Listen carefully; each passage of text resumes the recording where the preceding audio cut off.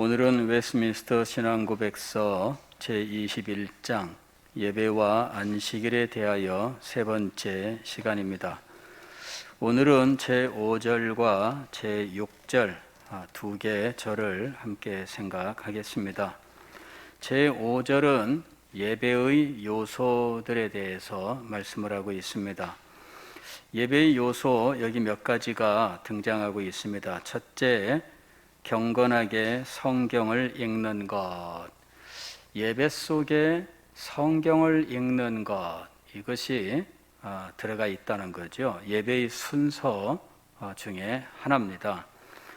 오늘날은 우리 예배 속에 성경 봉독이라고 하는 순서로 들어가 있는데, 사실은 이 성경 봉독은 과거 유대인들의 회당 예배까지 거슬러 올라가는 순서입니다. 유대인들이 바벨론의 포로로 붙잡혀가고 더 이상 성전 예배를 드릴 수 없게 되었을 때, 그들은 성전에서 제물로 드리는 예배는 더 이상 드릴 수 없었지만, 그러나 그들은 포로로 붙잡혀 간 곳에서 하나님을 예배하는 일을 중단할 수 없었습니다. 그래서 제물로 드리는 예배가 아니라 말씀으로 드리는 예배를 드리게 되었던 것입니다. 그들은 안식일에 회당에 모였고 회당에서 하나님 앞에 예배를 드렸는데, 회당 예배의 중요한 순서가 성경을 읽는 거였어요. 그 시대에는 개인이 성경을 소유할 수가 없었습니다. 성경이라고 하는 것은 회당에나 있을 뿐이지 개인이 이것을 소유한다는 것은 상상할 수도 없는 거죠. 그 당시에 성경은 이 두루마리로 되어 있습니다. 양 가죽 이것을 잘 말리고 또 잘 펼치고 일정한 크기와 모양으로 잘라서 거기에다가 서기관이 성경을 기록을 한 거죠. 서기관이 성경을 기록할 때에는 이 훈련된 서기관이 정확하게 성경의 글자 한자까지도 틀리지 않도록 조심스럽게 성경을 기록했습니다. 그리고 성경을 기록할 때 하나님의 이름, 야훼라고 하는 이 하나님의 이름은 히브리어로 자음 4개로 이루어져 있는데, 이 자음 4글자를 쓸 때에는 잉크를 새로 찍어서 이 글자를 쓴 거예요. 다른 글을 쓰다가 여호와, 혹 우리가 오늘날 여호와라고 부르는 요 글자 자음 4개가 등장하면 잉크를 씻고 새로 찍어서 이 글자를 썼어요. 그리고 다시 잉크를 물에다가 씻고 새롭게 잉크를 찍어서 그 다음에 써나가기 시작한 거예요. 다시 말씀을 드리면, 하나님의 이름을 망령되이 일컫지 말라. 하나님의 이름이 얼마나 존귀한지 다른 글자를 썼던 잉크로 하나님의 이름을 쓸 수 없다 하는 거죠. 그 다음에 하나님의 이름을 썼던 잉크로 다른 글자를 쓸 수 없다라는 거예요. 그래서 하나님의 이름을 쓸 때에는 잉크를 반드시 씻어서 썼다 하는 것이죠. 그리고 이렇게 성경을 다 기록하고 나면 성경 제일 마지막에 숫자가 기록되어 있는데 총 글자 수입니다. 그 책의 글자 숫자가 모두 몇 자다, 이것이 기록되어 있습니다. 그래서 자기가 쓴 이 성경책을 처음부터 끝까지 글자를 일일이 다 셌어요. 이래가지고 숫자가 맞으면 자기가 쓴 것에다가 역시 숫자를 기록을 하고 그 다음에 완결을 짓는 거예요. 그렇게 성경을 필사하는데 얼마나 전문적인 이 전문가가 심혈을 기울여서 했는지 몰라요. 그래서 이 성경은 개인이 소유할 수 없고 성전에나 있었던 거예요. 그리고 성전이 이제는 더 이상 접근할 수 없는 성전이 사라진 시대에는 회당에서 이 성경을 유지하고 있었던 것이죠. 유대인들은 성경을 암송을 많이 했어요. 이 사람들은 성경 암송에 많은 시간을 들였습니다. 모세가 모세오경 성경을 기록하기 이전에는 구전으로 성경이 전수되어 왔었고, 모세가 이것을 글자로 옮긴 이후에는 글자로 성경을 책으로 보존하게 되었는데, 우리가 말하는 이런 책을 만든 것이 아니라 가죽을 둘둘둘 말아서 이만큼 덩어리가 되게 한 거예요. 그리고 성경을 펼칠 때에는 이 가죽 두루마리의 양쪽 편에 막대기가 있어서 이쪽을 감아서 펼치고 또 다시 감고 이런 식으로 한 거지요. 그래서 성경책은 개인의 것이 아니었습니다. 이것은 공동체의 것이었어요. 그리고 공동체가 회집하게 되면 아주 중요한 것이 성경을 읽어주고 그 성경을 듣는 겁니다. 요새는 성경을 암송하는데 많은 힘을 쏟지 않죠. 왜냐하면 언제나 성경이 옆에 있으니까. 그러나 이 성경이 없는 시대의 사람들은 듣는데 온 정신을 기울인 거예요. 말씀을 들어라 이렇게. 이것이 실제 행위였고요. 그 다음에 그 시대 하나님의 말씀을 대하는 유일한 방법이었어요. 말씀을 듣는 것이 그들에게는 하나님의 말씀을 만날 수 있는 유일한 방법이었던 거예요. 그리고 말씀을 듣는 때도 안식일에 한 번 회당에 모여야 들을 수 있었던 것이죠.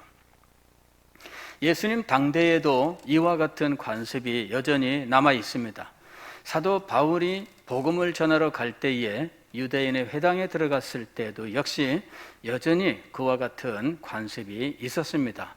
그리고 말씀을 봉독하고 나면 그 다음에 읽은 말씀에 대하여 간단하게 해설을 하는 이런 일종의 설교가 진행이 되었던 거예요. 그리고 신약 시대의 신약 교회에서는 이와 같은 성경을 읽는 이런 순서가 예배 순서 속에 중요한 순서로 자리를 잡았던 거죠. 그 다음에 중세를 거치면서 이것이 좀 더 정교하게 이제 조직이 되는데, 성경을 3군데를 읽었어요. 이리 해가지고 가령 구약성경, 복음서, 또 서신서 이런 식으로 이 1년을 교회 달력에 따라서, 즉 교회력에 따라서 이제 이 성탄절, 부활절 이런 식으로 절기가 있잖아요. 이 절기들에 따라서 성경 읽는 본문들을 하나하나 만들었어요. 1년 52주 예배마다 성경 읽는 본문들을 만들어 놓고 예배 시간에 이 성경을 읽었던 거죠. 그 전통이 이제 오늘날도 이제 남아 있는 것이 있어요. 다만 종교개혁 이후에 우리는 이 성경 봉독이 그냥 성경 읽는 예배 순서에서 굉장히 좀 간략하게 되었습니다. 우리 개신교는 간략하게 됐어요. 지금 우리는 성경 봉독은 성경을 읽게 하는 순서라기보다는 이제 설교를 위한 본문 말씀을 읽는 순서로 지금 이렇게 굉장히 그 의미가 축소가 되어 있습니다. 이제 이렇게 해도 된 이유는 무엇이냐면은 성경이 우리 모두의 손에 다 있기 때문이에요. 이제는 성경이 공동체의 공동재산이 아니에요. 예전에는 개인이 성경을 소유하지 못하니까 교회당 안에 성경책이 보관되어 있고 이 성경책을 교회에서 애지중지 관리를 하고 그럴 수밖에 없었던 거죠. 그러나 지금은 인쇄술의 발달로 인해서 성경책을 마음대로 찍어낼 수 있고 누구든지 성경책을 다 소유하고 있어서 성경을 매일매일 가정에서 개인적으로 읽을 수 있는 시대예요. 그래서 과거와 같이 성경 읽는 순서가 그렇게 중요하게 작용하지 않게 되어도 이제 괜찮은 시대가 된 겁니다. 그 시대에 하나님의 말씀을 봉독하는 것은 하나님의 말씀을 들려주는 아주 중요한 행위였어요. 그러나 지금은 개인적으로 성경을 소유하고 개인적으로 성경을 마음껏 읽어서 과거의 성도들과는 비교할 수 없는 아주 큰 은혜를 입고 살고 있다 하는 것입니다. 성경을 소유하고 마음껏 읽을 수 있다고 하는 것은 놀라운 거예요. 제가 전에 참 이 북한에서 북한 성도들이 성경을 갖고 싶어서 얼마나 노력했는지 그런 이야기를 들은 적이 있습니다. 뭐 지금이야 성경 북한에 많이 보냅니다. 몰래 성경을 보내요. 그러면은 이분들이 성경을 가지고 북한에 가서 나눠주고 그래요. 그런데 그 사업을 하기 전에 이 북한에서 성경을 가질 수가 없으니까, 물론 숨겨놓고 수십 년 동안 그 성경을 숨겨놓고 사용하는 사람이 아마 있기는 있었을 겁니다만은, 그러나 대놓고 사람들은 알지 못해요. 그래서 이 극동방송에서 성경을 읽어주는 시간이 있었어요. 옛날에 정기적으로 성경을 읽어줘요. 그러면은 그 성경을 이 라디오 방송을 통해서 몰래 듣는 거죠. 그 당시에는 극동방송이 방송 시간도 길지 않았어요. 하루 종일 방송하는 것이 아니고 이제 정해진 시간에 영어, 한국어 해가지고 방송이 진행이 됐던 거예요. 근데 어느 날 북한에서 왔다는 성도를 만난 거예요. 근데 이 성도가 뭔가 두툼한 걸 가지고 있었는데 알고 봤더니 그게 성경책이었어요.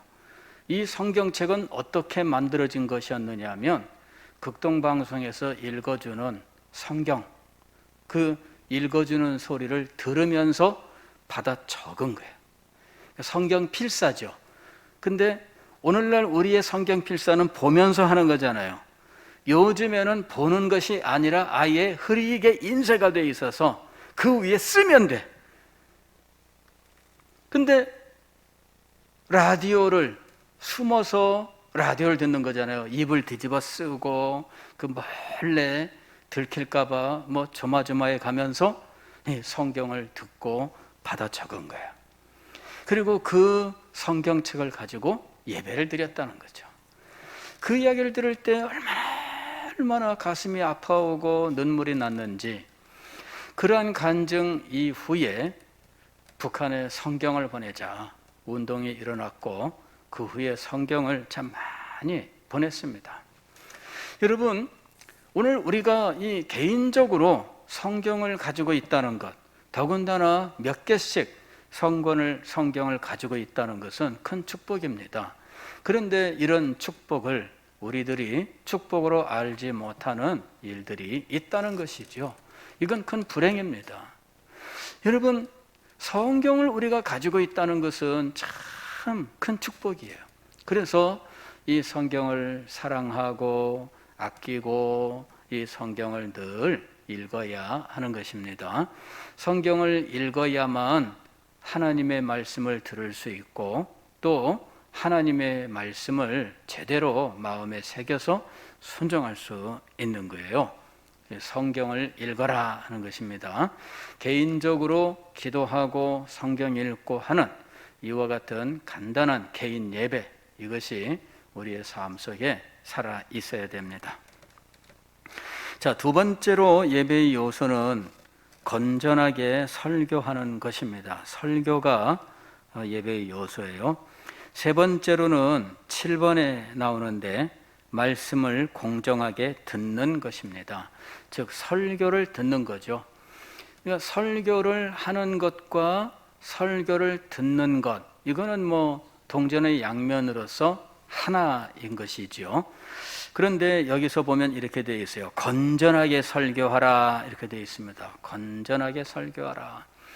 여기 건전하게라고 하는 것은 바른이란 말이에요. 바르게란 말입니다. 바르게 설교하라.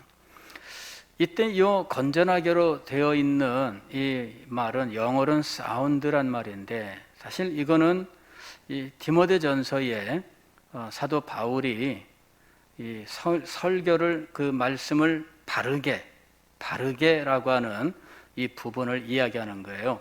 요 말로부터 무엇이 나왔느냐 하면은 오소독스라고 하는 말이 나왔어요. 다시 말씀을 드리면 오늘날 정통이라고 하는 말이 있잖아요. 정통이라고 하는 말이 나온 거예요. 그러니까 건전하게 설교한다라고 하는 것은 올바르게 설교하는데 정통으로 설교하라 그 말입니다. 정통으로 설교하라. 그러니까 설교하는데 호기심을 자극하는 식으로 해도 안 되고, 재미만을 가지고 해서도 안 되고, 설교는 어떻게 되어야 된다? 바른 내용으로 정통으로 설교해야 된다라는 거예요. 설교 시간에 막 온갖 쇼맨십으로 하는 거, 그거는 올바른 게 아닙니다. 설교는 하나님의 말씀의 대언입니다. 그래서 설교는 정통으로 이루어져야 된다라고 하는 거예요. 그 다음에 7번을 보면은 말씀을 들을 때 어떻게 들어야 되냐면은 공정하게 들어야 된다 이렇게 돼 있어요. 공정하게라고 한 말은 뭐냐면은 사심 없이라는 말입니다. 사심 없이. 즉, 자기 개인의 이해관계를 따라서 말씀을 들으면 안 된다 그 말입니다. 사심 없이 공정하게, 그리고 양심적으로라는 말입니다. 예, 요 말 자체가 이 양심적으로 또 공정하게 사심 없이 말씀을 들어라. 어떤 사람들은 마음이 꼬여 있어 가지고 하나님의 말씀을 공정하게 듣지 못하는 일들이 있어요. 이분들은 말씀을 들으면 꼭 이것을 곡해하는 거죠. 왜? 꼬여 있으니까 들어오면 꼬이게 돼 있어. 무조건. 저건 누구를 까는 걸까? 이런 거죠. 누구를 까긴 누구를 까요. 깐다면은 죄인들을 깔 뿐이지. 그러니까는 누구를 깔 목적으로 설교하는 거 아닙니다. 그런데 꼭 그렇게 듣는 사람이 있어요. 저도 과거에 청년 시절에 어떤 집사님이 저한테 우리 목사님이 자기를 까더라 이러는 거예요. 그래 어떻게 된 겁니까? 그랬더니 설교 시간에 목사님이 자기를 까는데 이 얘기는 자기를 이렇게 까는 거고 이 말은 자기를 이렇게 깐 거였다 이러는 거예요. 저희가 그분 입장이 아니니까 그걸 그렇게 해석해야 되는지 그걸 알지 못하지요. 근데 그분은 그렇게 받아들이고 있더라고요. 그래서 제가 마음속에 그때 나중에 내가 목사가 되면 나는 성도들을 까지 말아야 되겠다 이렇게 결심을 했습니다. 지금까지 안 깠습니다. 근데 깠다는 사람이 나타나는 거 있죠? 깠다고 나타나는 사람이 있어요. 그래서 황당합니다. 왜 그럴까요? 말씀을 어떻게 들어라? 공정하게 들어라. 공정하게. 말씀은 말씀 그대로 들어라 그 말씀입니다. 그걸 왜 꼭 자기에게 빗대어 들어야 될까요? 자기에게 빗대어 듣는다면 하나님의 말씀으로 듣는 것이 온당한 겁니다. 설교는 설교일 뿐이지 그게 장로이기가 개인적으로 한풀이하는 것이 아닙니다.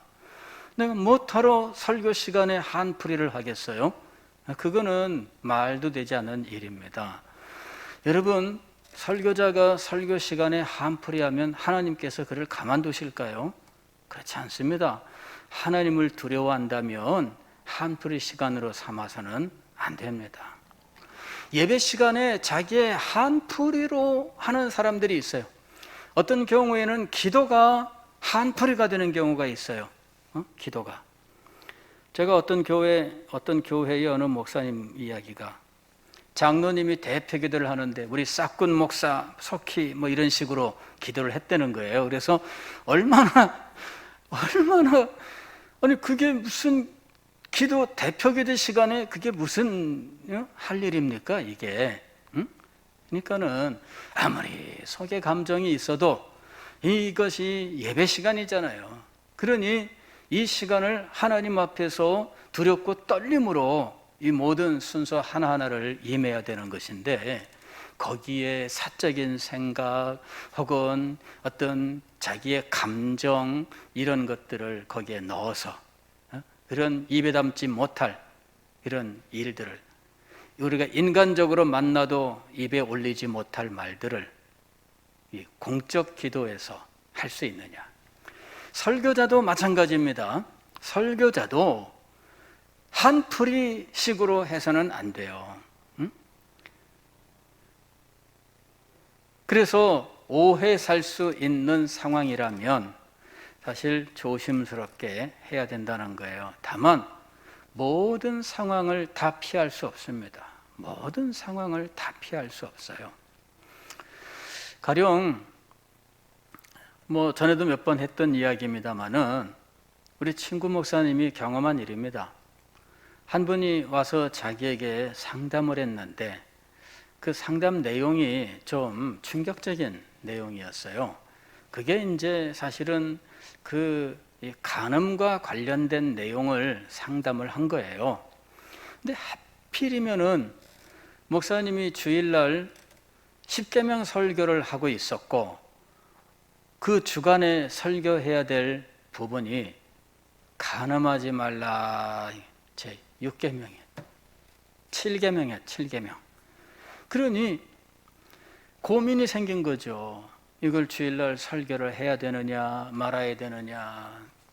그래서 사모님한테 물어봤대요. 여보, 당신 같으면 어때? 여보, 설교하지 마세요. 설교 안 하면 어떻게 될까요? 십계명 설교를 중단해야 되잖아요. 예, 십계명 설교를 중단해야 돼요. 순서를 바꿔야 될까요? 중단하든지 바꾸든지 성도들이 다 이상하게 생각할 겁니다. 왜? 시리즈니까 그거는 당연한 거잖아요. 지난 주일에 6계명 설교를 했고 이제 7계명 설교를 해야 되는데 이제는 설교 시리즈 마치고 다른 설교합니다. 그러면 사람들이 이상하게 생각할 거 아니에요. 그럼 7계명은 빼고 8계명으로 넘어가면 어떻게 할까요? 그래서 목사님이 기도하다가 설교를 그냥 강행을 했대요. 왜냐하면 하던 설교 시리즈니까. 근데 그때부터 그분이 자기가 큰 용기를 내서 가서 상담을 했는데 설교 그 다음 주에 당장 깔 수 있나 해가지고 목사님에게 옆구리에 가시가 돼가지고, 가시도 큰 가시가 돼가지고 몇 년 동안을 고통스럽게 했다는 거예요. 이거 참 이게 쉽지가 않습니다, 여러분. 설교를 할 때는 어떻게 하라? 정통으로 하라. 이게 건전하게라는 말이 바로 그 말이에요.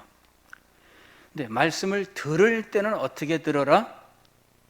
공정하게, 사심 없이 양심적으로 들어라 하는 이야기죠. 하나님 앞에 있다. 예배 자체가 하나님 앞에서 이루어지는 거잖아요. 설교자도 하나님 앞에 있다. 또 듣는 사람도 하나님 앞에 있다. 이것을 의식하고 해라 그 얘기입니다. 자, 설교를 들을 때 우리에게 필요한 것들이 있습니다. 3, 4, 5, 6번입니다. 3번은 이해 그랬어요. 말씀을 이해할 수 있어야 됩니다.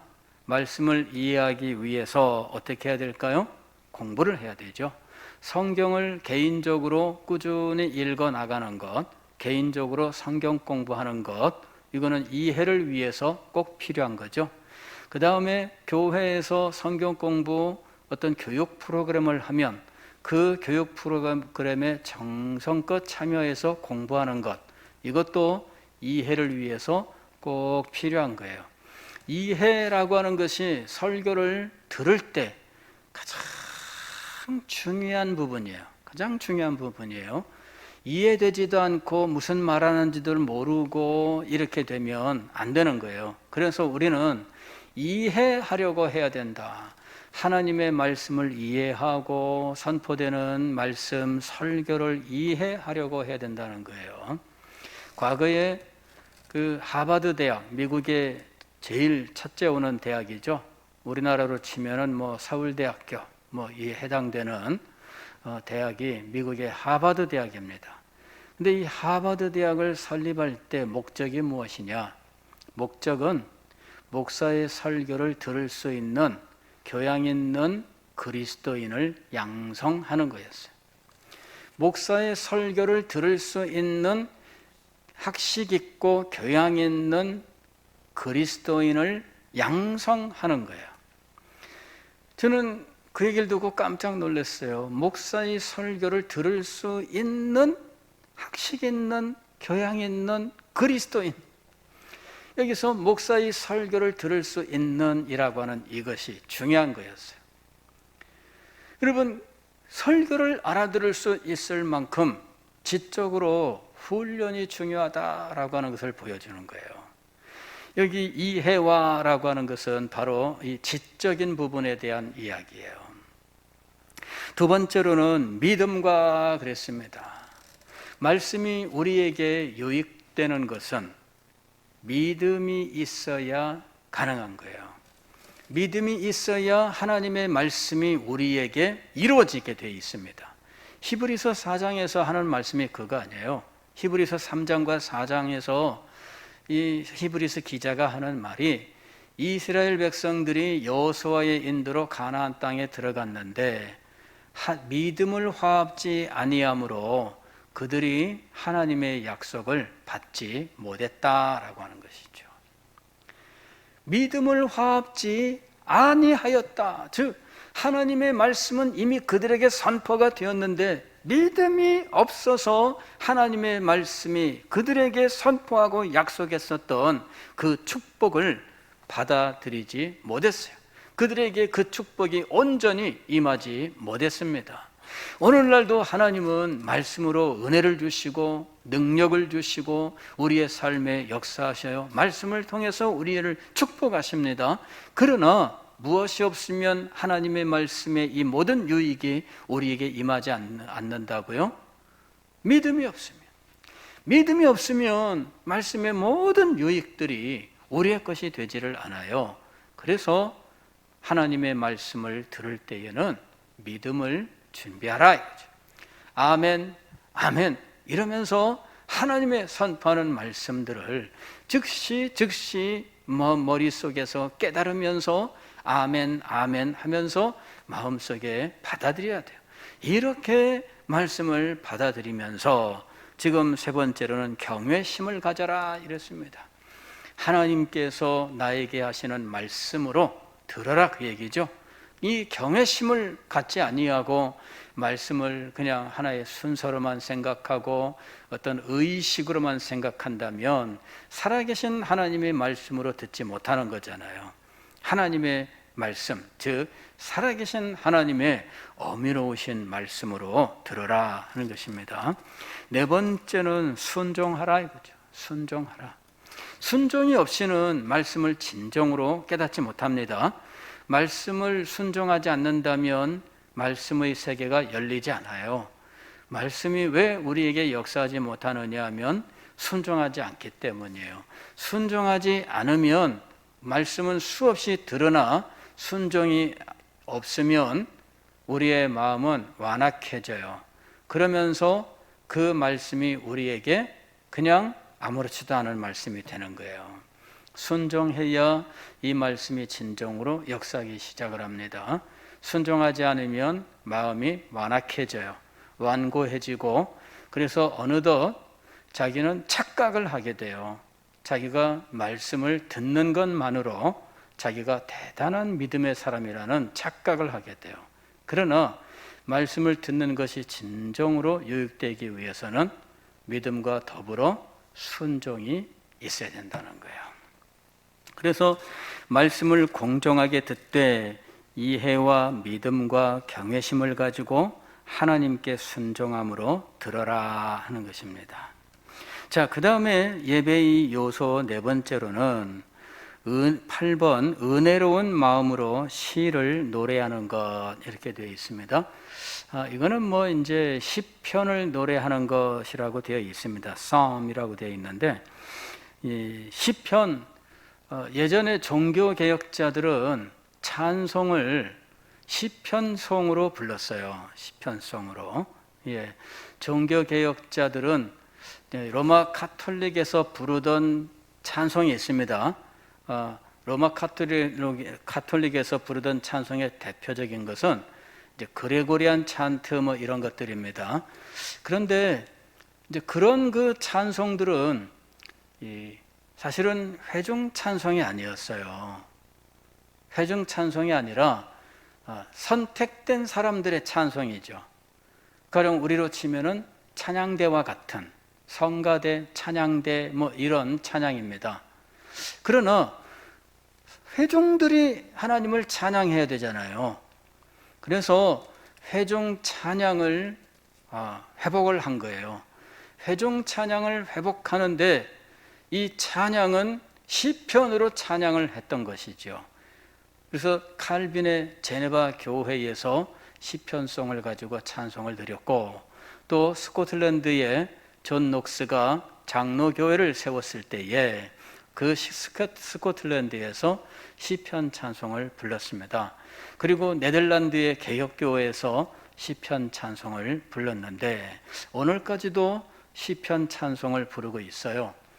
그런데 이제 이 시편을 부르던 이 관습들이 이제 18세기, 17세기 말 18세기가 되면서 조금씩 시편이 아닌 개인들의 찬송시가 나오기 시작을 했어요. 아이작 와치라든지 이런 사람이 청교도 바로 그 후시대입니다. 이 사람이 그건 존 뉴턴 같은 사람, 이거 시를 쓴 거예요. 찬송시를. 그리고 사람들이 이 찬송시를 노래하기 시작을 한 겁니다. 우리의 이 찬송 속에는 시편 찬송도 들어가 있고요. 또 이렇게 시편 찬송 이후에 나온 아이작 와치라든지 이런 분의 찬송도 많이 들어가 있어요. 와치의 노래가 많이 들어가 있습니다. 그 다음에 18세기에 들어와서는 부흥의 시대입니다. 부흥의 시대에 사람들의 감성에서 올라오는 이와 같은 신앙의 감격들이 있어요. 그래서 이 신앙의 감격으로 이 시들을 쓰기 시작을 한 거지요. 그래서 이 시가 그때 많이 등장을 해요. 찰스 웨슬레 같은 사람의 시라든지 이런 찬송 시들을 많이 불렀어요. 그리고 이제 19세기에 들어와서 D.L. 무디의 부흥회에서는 이 가수들의 이 특송들이 많이 사용이 되었어요. 그러면서 20세기에 와서는 이제 복음송, 가스펠송이라고 하는 것이 많이 보급이 되었고, 지금은 CCM, 즉 현대의 가스펠송입니다. 예, 이런 지금은 CCM 가수들이 마치 대중 가수들처럼 이렇게 활동하는 그런 시대가 되었어요. 찬송이 이렇게 발전돼 왔는데 오늘날 시편송을 끝까지 고집하는 교단들도 있습니다. 유럽에 가면은 그런 교단들도 있습니다. 그러나 우리는 미국 교회에서 또는 영국의 18세기 이후에 이 부흥의 그 결과 나오게 된 이런 이 찬송들을 우리가 선교사들을 통해서 받아들였어요. 그래서 오늘날 우리 이 찬송가를 사용하고 있는 겁니다. 근데 문제는 뭐냐면은 종교개혁 당시에 있었던 시편 찬송을 우리들이 어느덧 잃어버렸다 하는 것이죠. 그래서 우리 교회에서는 이 시편 찬송을 종교개혁의 전통을 따라서 사용하기로 하고 시편 찬송 2편 또 우리 이 찬송 2편 이런 식으로 해서 예배 시간에 4번의 찬송을 부르도록 이렇게 해서 종교개혁의 전통과 선교사들의 전통을 우리가 함께 사용하고 있습니다. 이 웨스트민스터 신앙고백서 이 에서는 시편 찬송을 노래하라, 시편을 노래하라 이렇게 되어 있습니다. 이것이 예배의 요소로서 말씀하고 있어요. 그러나 역사적으로 이 시편 찬송 부르는 것을 지금껏 유지하는 곳도 있지만, 그러나 그 종교개혁 이후 시대에 만들어진 많은 찬송 시들을 예배의 찬송으로 활용하는 이와 같은 일들이 전 세계적으로 더 많은 상황입니다. 우리는 이 두 가지를 다 잊지 않고 예배 시간에 함께 복원해서 사용하자 하고 있는 상황입니다. 자, 그 다음에 예배의 요소 가운데 9번은 성례입니다. 또한 그리스도께서 제정하신 성례를 정당하게 집행하고 또 합당하게 받는 것은 모두 하나님께 드리는 통상적인 예배의 부분들이다.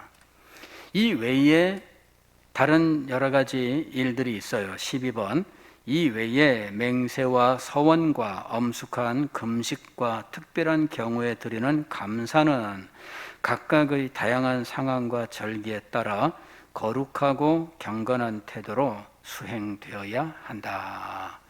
통상적인 예배 이외에 상황에 따라 드리는 여러 가지 예배들도 있다 하는 거죠. 제6절은 예배의 장소의 문제입니다.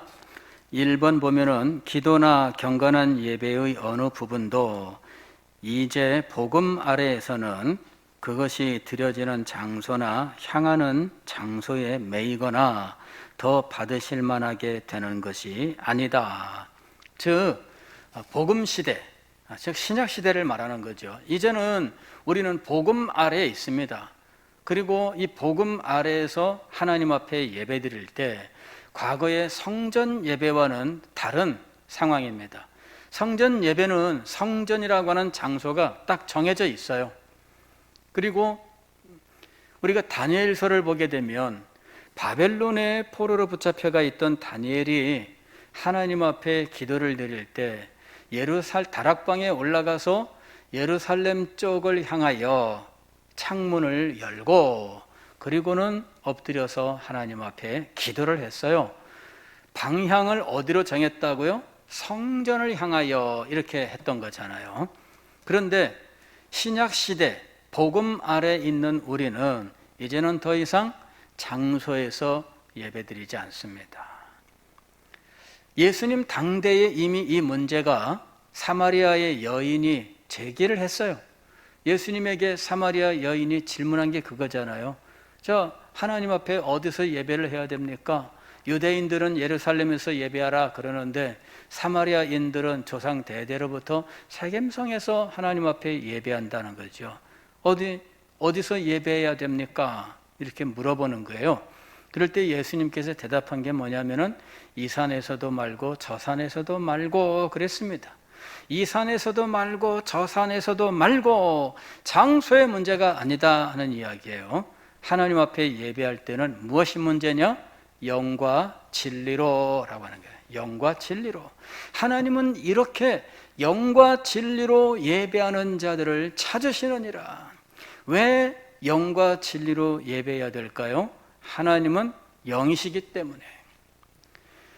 가령 육체를 가진 존재라면 제한될 수밖에 없습니다. 육체를 가진 존재라면 어느 장소 거기에 계실 수밖에 없고 그 장소를 찾아가야 됩니다. 그러나 영이시라면 어때요? 그리고 이 영이신 하나님은 이 창조 세계 전부를 가득 채우심으로 어디에나 계시는 분이에요. 즉 창조 세계 전부는 하나님 안에 있어요. 그러므로 창조 세계 어디에 있든지 지구상에 우리같이 개미같이 작은 존재들은 지구상 여기저기 가려고 그래도 무슨 엄청난 시간이 걸리고 평생 가야 다 못 가지만 하나님은 어때요? 우주 전체가 하나님 안에 일시에 들어와 있어요. 그래서 여기다 저기다 우리는 장소를 구별하지만 하나님께는 이 장소가 하나도 의미가 없습니다. 하나님께 서울인들, 부산인들 우리야 400km 넘고 천리길이다 뭐 이렇게 말하지만, 그러나 여러분 하나님께는 그 거리가 얼마나 떨어져 있겠어요? 아무런 차이가 없어요. 서울이든 부산이든 뭐 미국의 뭐 뉴욕이든 로스앤젤레스든 영국의 런던이든 하나도 하나님에게는 차이가 없습니다. 하나님에게 있어서 장소란 제한 사항이 아니에요. 오직 예배는 영이신 하나님을 경배하는 것인데, 그러므로 우리는 영과 진리로, 즉 성령과 말씀으로 예배하라 하는 것입니다. 성령과 말씀으로 예배하는 거예요. 그러면 예배당은 뭐냐? 예배당은 뭐냐? 이 예배당에서 예배를 드려야 하나님이 예배를 더 잘 받으실까? 그런 건 아닙니다. 다만 우리가 예배를 하는 데 있어서 방해받지 아니하고 모든 성도들이 함께 교제하면서 예배할 수 있기 위하여 이 장소를 우리가 마련한 겁니다. 그래서 이 장소를 아끼고 사랑하고 잘 관리하는 거예요. 다만 이것이 가정에서 예배 드리는 것보다 하나님이 더 예배를 기쁘게 받으시고 그러는 게 아니에요. 여기 와서 예배를 드려도 여기 말하는 이런 내용들이 있어요. 13번 부주의하거나, 14번 고의로 소홀히 하거나, 15번 외면해서는 안 된다. 이런 모습으로 이 자리에 와서 앉아 있다면 아무리 교회당에서 엄청난 비용을 들여 인테리어를 하고 뭐 경건하게 어떤 느낌을 주는 온갖 장치를 다 해도 소용이 없습니다. 가정에서 예배를 드려도 하나님께서 기쁘게 받으시는 이유는 영과 진리로, 즉 성령과 말씀으로 하나님 앞에 예배하기 때문입니다. 그래서 장소보다 무엇이다? 성령과 말씀에 초점을 맞춰야 돼요. 그래서 5번 보면 이렇게 되어 있습니다. 하나님은 어느 곳에서나 영과 진리로 예배해야 한다. 영과 진리로 예배할 때 7번 가정에서, 8번 개인적으로, 또 12번 공중의 모임, 이 세 가지의 예배 드릴 수가 있습니다. 개인적으로, 가정 예배 혹은 공중, 이 교회 전체의 공중 예배, 이렇게 세 개로 예배 드릴 수 있어요. 어느 것이나 원리는 무엇이냐면 영이신 하나님께 성령과 말씀으로 예배를 드려야 한다 하는 것입니다.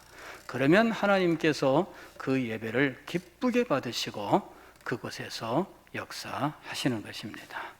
기도하겠습니다.